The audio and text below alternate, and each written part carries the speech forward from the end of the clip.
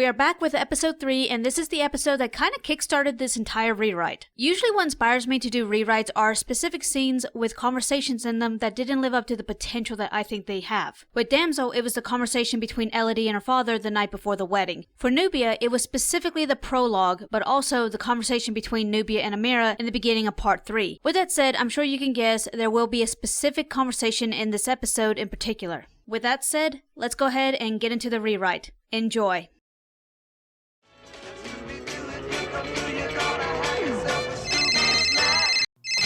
Velma avoided her father's calls as she wasn't sure what to tell him. She didn't want to lie to him, but she wasn't ready to tell him the truth. Sam finally convinced her to at least text him to let him know if she was safe.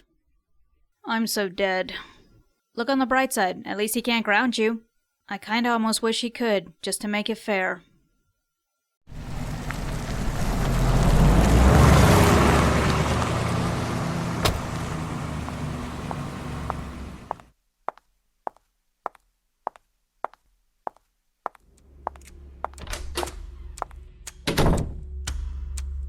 Where were you?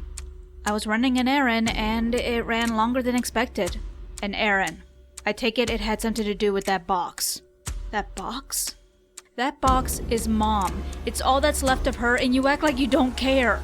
I care, but I had a child to take care of. I had you to look after, so I couldn't obsess over her disappearance once I knew she wasn't coming home anytime soon.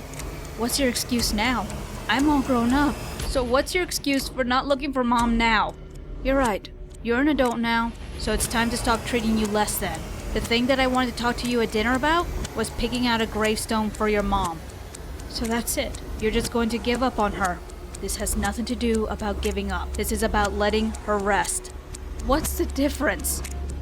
Velma couldn't take the conversation anymore and went to her room. For the first time, she couldn't think, as her emotions overwhelmed her. She couldn't tell if it was her or the room that was spinning. Air. She desperately needed air. She opened the window and stuck her head out, taking in the outside air, but it wasn't enough. The gravity inside felt so dense. She needed to be outside. It worked as she was finally calming down, but she couldn't go back inside. Instead, she went to the one person she could find comfort in when no one else could understand her.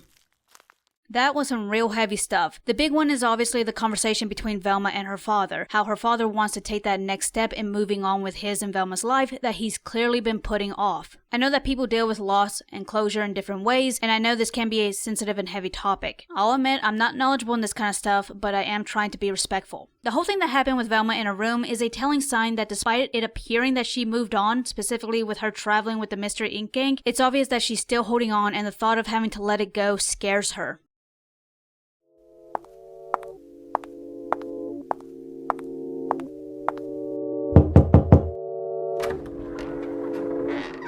William makes Velma some tea as she quietly sits on the couch collecting her thoughts. This is concerning to him since she's normally a chatterbox. Are you ready to talk about it? What's there to talk about? My dad's given up on ever finding my mom. Now I know that's not true, but I'm gonna need a little more context before I can comment. It all started when I found my mom's box at the university. Oh, I completely forgot about that. You didn't take it home with you, at least not without permission. I didn't think about that. I just saw that it had my mom's name on it. It is rightfully yours, but... Don't worry about it. I'll fill out the paperwork so you don't get in trouble.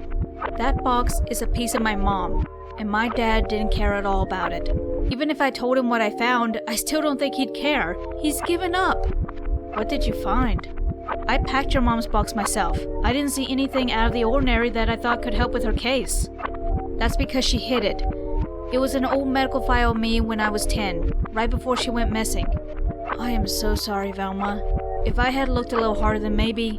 Velma reassures him that she doesn't blame him. She's just happy that she found any type of clue that could lead to an answer. She tells him what was in the file and how she's waiting for a call from the lab. William offers his assistance since he does have a medical degree. William tries to convince Velma to call her father, but she just can't. He respects her wishes, but lets her know that he'll make that call, just so he doesn't worry. Velma retires to the guest bedroom for the night. The reason I have Velma going to William's house is mainly because I don't want her always running to Sam. Also, because I mentioned that William was like a uncle to her or even a second father, I need to show some example of that. I want William to be a source of comfort for Velma, but understands his role and not overstep and take the place of her actual father. Again, it's important to show how the disappearance affected everyone in Velma's life, not just her immediate family. Also, given that William was colleagues with Velma's mother, I wouldn't put it past it if there was some form of guilt with him, wondering if maybe he missed any signs that could have contributed to her disappearance. Similar to how family and friends learn that a loved one is in an abusive relationship and question how could they not see the signs and try to make up for it by being there any way they can for them. Velma rides with William to the university as she sits through a few lectures before taking a lunch break. She runs into Sam, who's been trying to get a hold of her all day.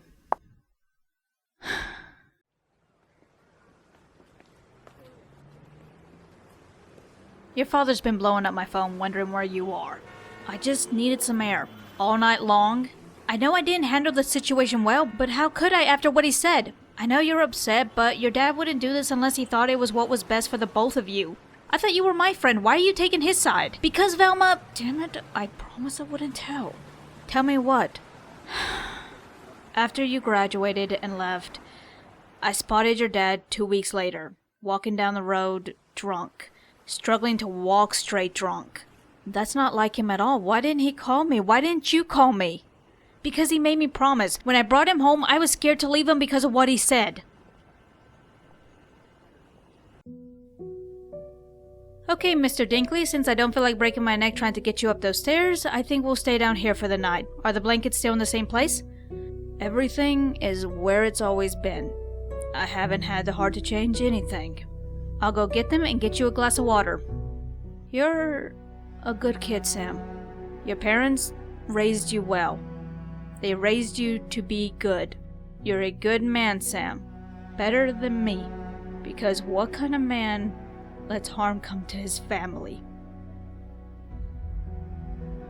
Sam's stunned as he has no clue what to say and just stays silent as Dale continues to ramble on about what a poor excuse of a man he is. It's only when he starts berating himself as a father does Sam feel the need to speak up. Velma would have been better off if it had been me and not her mother.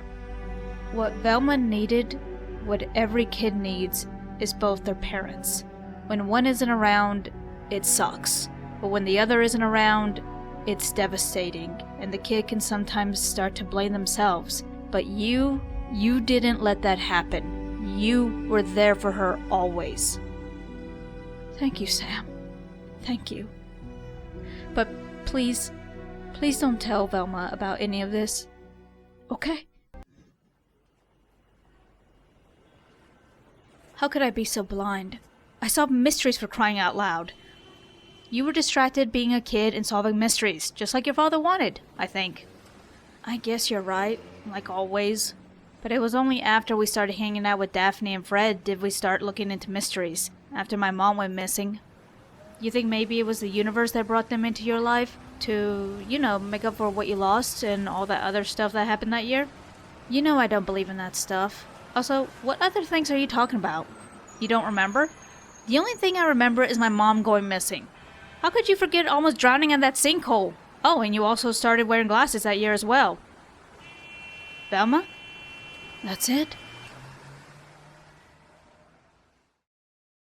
My goal in the conversation was to show the unspoken damage that was caused by the disappearance because it is within our nature to make sense of things that happens within our lives, good or bad. If it's good, that's because we worked hard and that good thing is a reward, so to speak, for our hard work. If it's bad, we want to know what was the cause of that bad thing. Essentially, who do we blame? Who do we take our anger out on? The flashback conversation between Sam and Velma's father, Dale, was to reveal the damage that the disappearance caused. The dynamic between these two is very interesting. Normally in storytelling, it's almost always the older, experienced gentleman that guides and advises the inexperienced youngster who's coming of age. Same with women. I did struggle to figure out what would Sam say without sounding too wise beyond his years. Since there's no organic way to incorporate his backstory without extending the story significantly, I'll just tell you. Sam's parents are divorced and it heavily affected his mother. She did take care of him material-wise, but neglected his emotional needs. Eventually, she did pick herself back up with the help of Velma's mother because they were friends. After that, she met someone and remarried. It was that man that helped raise Sam and taught him his version of manhood. I just want to make things clear, just in case the conversation made things a little confusing. That is the end of episode 3. I told you things would pick back up. I hope you enjoyed the video and you let me know, which conversation do you think inspired this rewrite? Thanks for watching and like and subscribe!